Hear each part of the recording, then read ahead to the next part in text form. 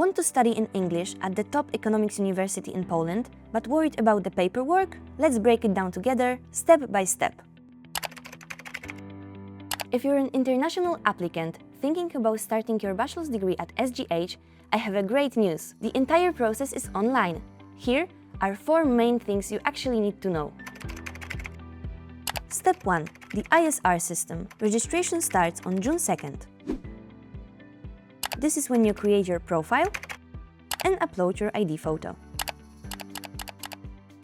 The actual application window for undergraduate programs starts on June 23rd. Pick your favorite programs, like management or international economics. You can choose multiple, just rank them in order of preference. Pay the application fee, and just like that, step 1 is done. Step 2. Documents. No printing or mailing required. Just upload high-quality scans of your secondary school leaving certificate and your English language proficiency confirmation right into the system. Step 3. The entry exam.